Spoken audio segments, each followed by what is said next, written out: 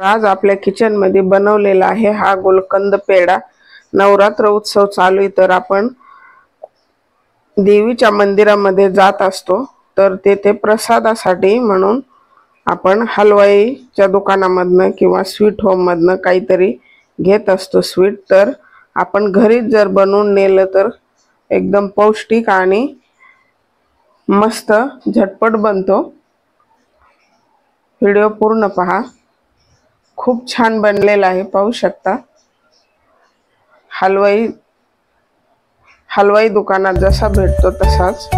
नमस्कार, अन्नपूर्णा रेखा या माझ्या चॅनल मध्ये आपलं सर्वांचं खूप खूप खूप स्वागत आहे। वेळ न घालवता रेसिपीला सुरुवात करूया। हा अर्धा किलो खवा घेतलाय, डेअरी मधनं आणलेला आहे खवा। तूप टाकायचंय, 1 चमचा साजूक तूप, आणि त्यामध्ये आपल्याला हा खवा वितळून घ्यायचा आहे।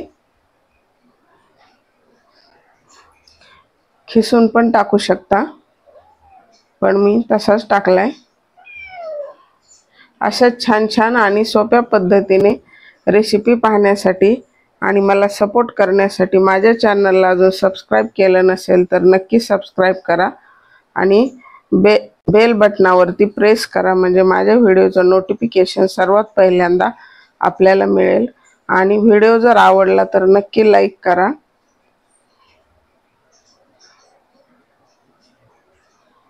सर्व हा फोडून घ्यायचा, लगेच वितळतो गरम झाल्यानंतर।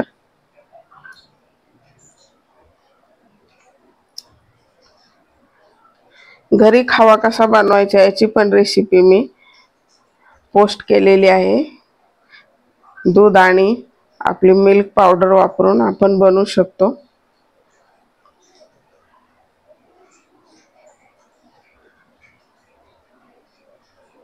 तर छान वितळलंय, सारखं हलवत राहायचंय आपल्याला। आता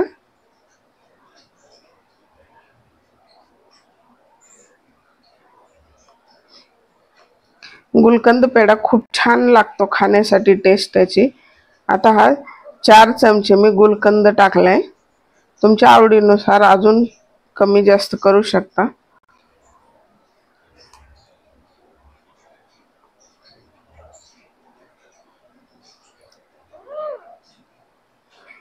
स्वीट होम मध्ये जशा प्रकारचा मिळतो तशीच टेस्ट लागते। नक्की बनवून पहा आणि कमेंट बॉक्स मध्ये मला कमेंट करून सांगा की कसा बनला आहे म्हणून।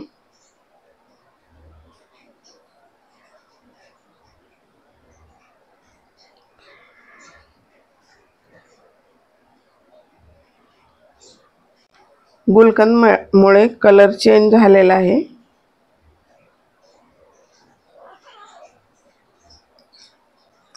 कलर थोडासा गुलकंद सारखा येतो, पण टेस्ट म्हणाल तर खूपच छान लागते।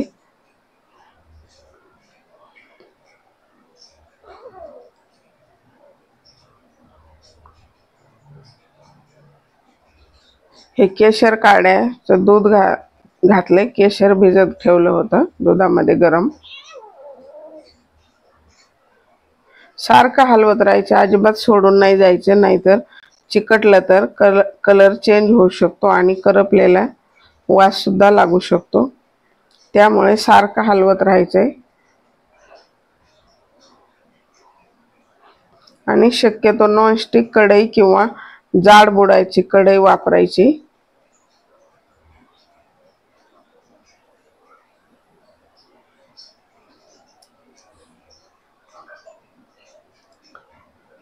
मीडियम फ्लेम वरतीच परतून घ्यायचे।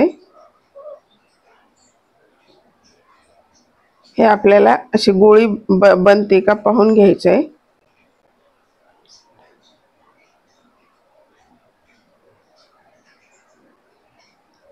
कढई सोडायला लागले, आता मिश्रण आपलं होत आलेलं आहे, म्हणजे खवा व्यवस्थित।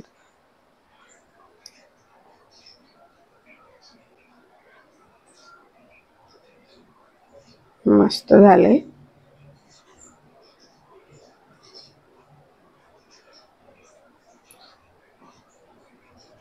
ह्याला जवळजवळ 13-14 मिनिट लागले।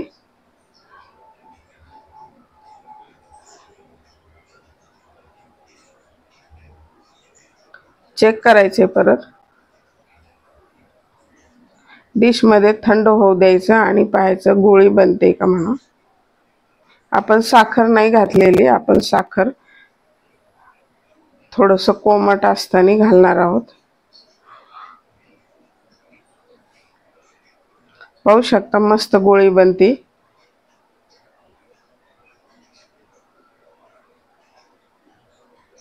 आता काढून घ्यायचं आपल्याला यामध्ये.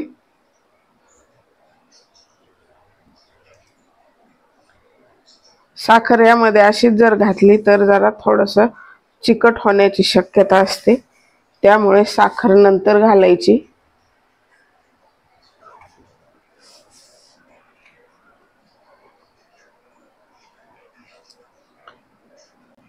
थोडंसं 5 ते 6 मिनिट आपल्याला थंड करून घ्यायचे, पसरून घ्यायचे.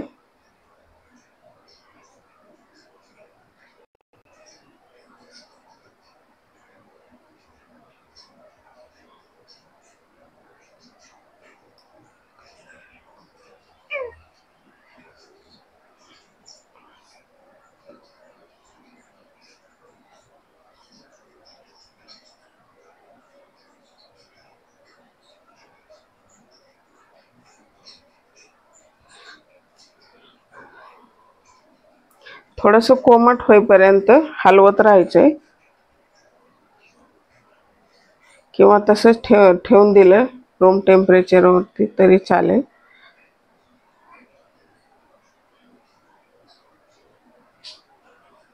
आता व्यवस्थित झालेलं आहे. थोडंसं कोमट आहे.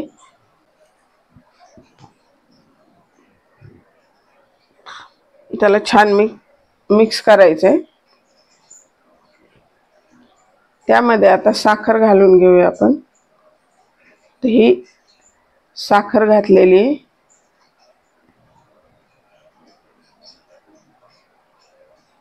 50 ग्रॅम साखर आहे. जास्त नाही घालायची, पिठी साखर आहे. गुलकंदमुळे ऑलरेडी बरंच गोडपणा आलेला असतो, त्यामुळे कमी घालायची आपल्याला साखर. नाहीतर तुम्हाला जर हवा असेल तर अजून साखर वापरू शकता. पण अशी वरतून साखर घातल्यानंतर खूप छान होतो पेढा, बिलकुल चिकट बनत नाही.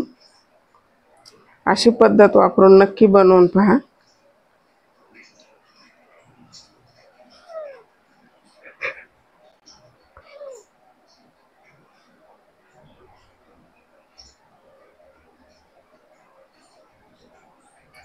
छान मिक्स करायची. थोडासा वेळ लागतो साखर सर्व खव्यामध्ये मिक्स व्हायला.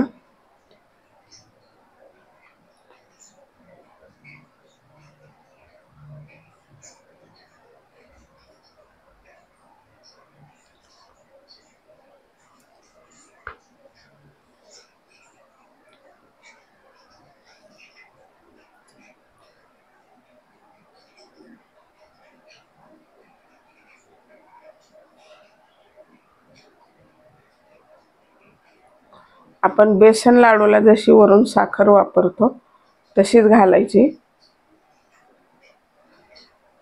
आणि पिठी साखर एकदम बारीक अशी वापरायची, बिलकुल मोठी नाही पाहिजे.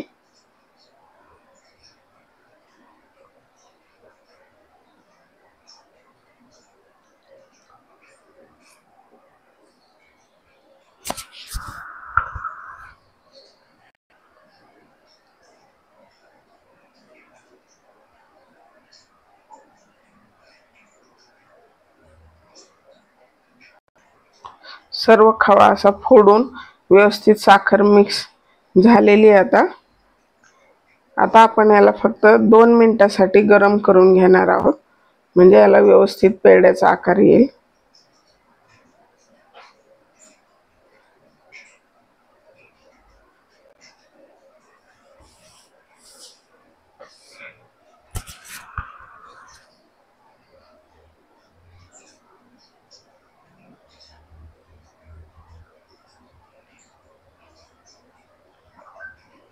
ह्याला परत 2 मिनिटासाठी फक्त गरम करून घ्यायचे, म्हणजे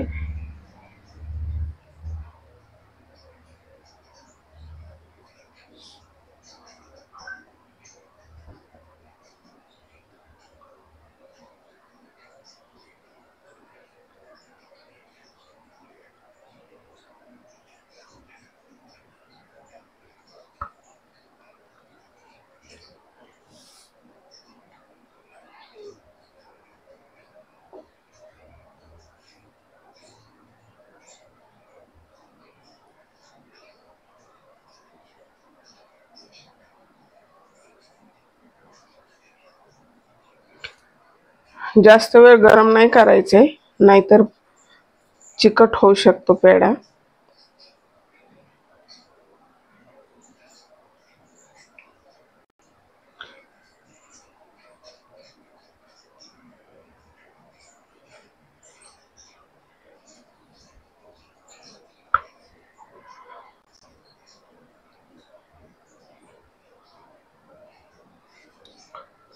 तर काढून घेतलंय त्याला, पाहू शकता अशा पद्धतीने याचा गोळा बनलाय व्यवस्थित।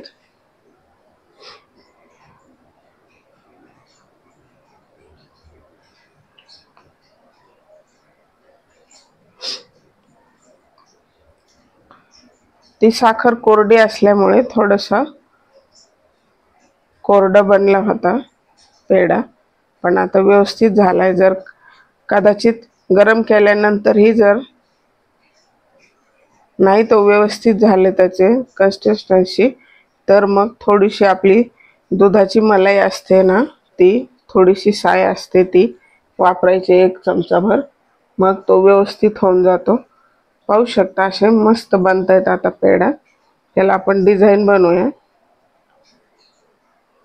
स्वीट होम मध्ये डिझाईन असतात, तर आपण असं चमचा घेतलाय, त्याच्या दांडीने डिझाईन बनवते मी अशा पद्धतीने। पाहू शकता, वाटतो की नाही स्वीट होम मधल्यासारखा पेढा, एकदम मस्त।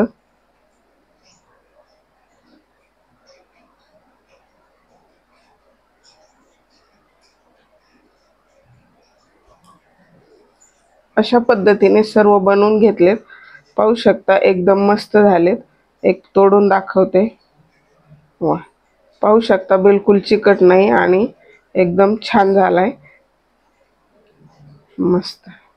चला तर मग भेटूया अशाच नवीन एका रेसिपीमध्ये। तोपर्यंत व्हिडिओ पाहून बनवून खात राहा, आनंदी राहा आणि वेळात वेळ काढून व्हिडिओ पाहिल्याबद्दल धन्यवाद।